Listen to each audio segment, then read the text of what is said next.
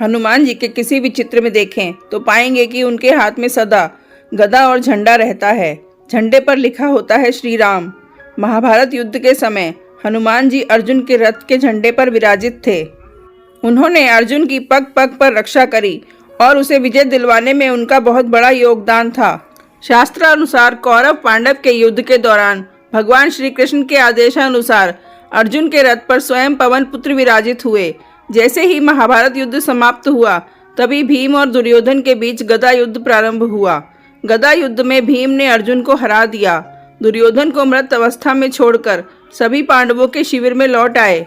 तब भगवान श्री कृष्ण ने अर्जुन को संबोधित करते हुए कहा, हे पार्थ, सर्वप्रथम तुम अपने गांडीव, धनुष और अक्षय तर्कस को लेकर रथ से उतर जाओ।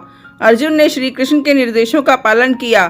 तत्पश्चात भगवान श्री कृष्ण भी रथ से उतर गए।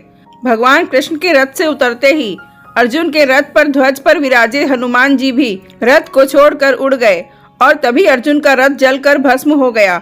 इस दृश्य को देखकर अर्जुन ने भगवान कृष्ण से रथ के जलने का कारण पूछा।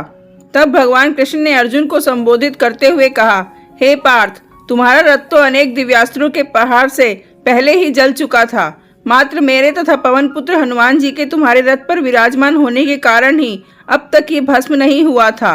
हे अर्जुन, जब तुम्हारा युद्ध का कर्तव्य पूरा हो गया तभी मैंने और फिर हनुमान जी ने इस रथ को त्याग दिया। अतः तुम्हारा रथ अभी भस्म हुआ है।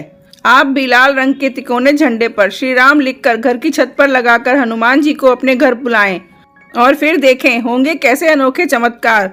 जिस तरह हनुमान जी ने अर्जुन के रथ की रक्षा करी उसी तरह वो आपके भी घर की रक्षा करेंगे।